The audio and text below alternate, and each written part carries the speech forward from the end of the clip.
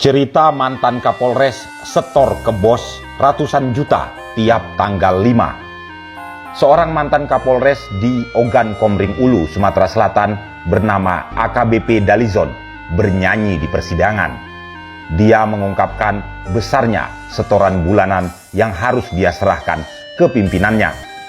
Nilainya mulai 300 juta sampai 500 juta sebulan.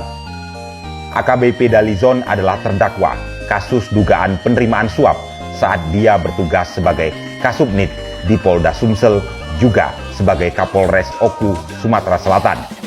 Kasusnya juga berhubungan dengan korupsi Dodi Reza Alek Nurdin, putra Alex Nurdin, yang sebelumnya adalah mantan Bupati Musi Banyuasin. Pengakuan itu AKBP Dalizon sampaikan saat memberikan keterangan secara langsung di hadapan majelis hakim atas kasus dugaan penerimaan fee dalam proyek Dinas PUPR Kabupaten Muba tahun anggaran 2019 yang menjeratnya. 2 bulan pertama saya wajib setor 300 juta ke Pak Dir. Bulan-bulan setelahnya saya setor 500 juta sampai jadi Kapolres. Itu jatuh temponya setiap tanggal 5, ujar AKBP Dalizon di persidangan Rabu 7 September 2022. Pengakuan tersebut langsung mendapatkan reaksi dari majelis hakim yang diketuai Mangapul Manalu, sarjana hukum, magister hukum.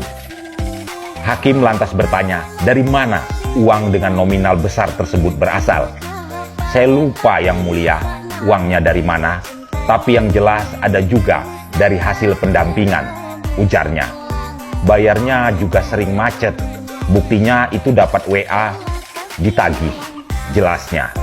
Dalam kesempatan ini, AKBP Dalizon juga mengungkapkan alasannya yang ingin membuka kasus secara gamblang.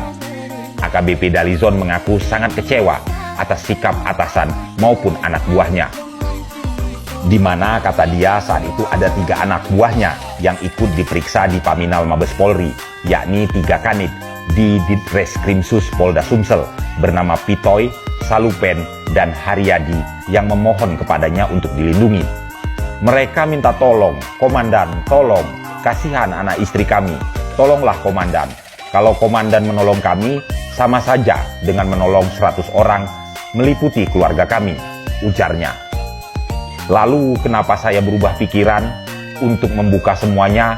Karena saya tahu Pak Direktur menjelek-jelekan saya di belakang. Anggota juga mengkhianati saya. Mereka tidak memenuhi janji untuk mengganti uang yang saya gunakan untuk menutupi yang mereka terima, katanya menambahkan. Mendengar pernyataan tersebut, hakim lalu menyinggung, apakah AKBP Dalizon masih sayang pada bawahannya? Tidak lagi Pak Hakim, jawabnya singkat. Menyinggung soal aliran dana sebesar 10 miliar yang diduga bersumber dari Dinas PUPR Kabupaten Muba, AKBP Dalizon sama sekali tidak menampiknya. Dia berujar uang tersebut diberikan melalui Bram Rizal, salah seorang kabid Dinas PUPR Muba yang mengaku sebagai sepupu bupati. Sebanyak 2,5 miliar dari hasil kejahatan ini untuk saya. Terus 4,25 miliar untuk Pak Dir. Sisanya saya berikan kepada 3 kanit. Terus ada 500 juta fee untuk Hadi Chandra, jelasnya. Ditemui setelah persidangan, AKBP Dalizon enggan berkomentar banyak atas kasus yang kini menjeratnya.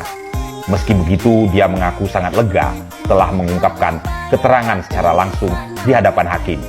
Iya, saya lega, kata AKBP Dalizon.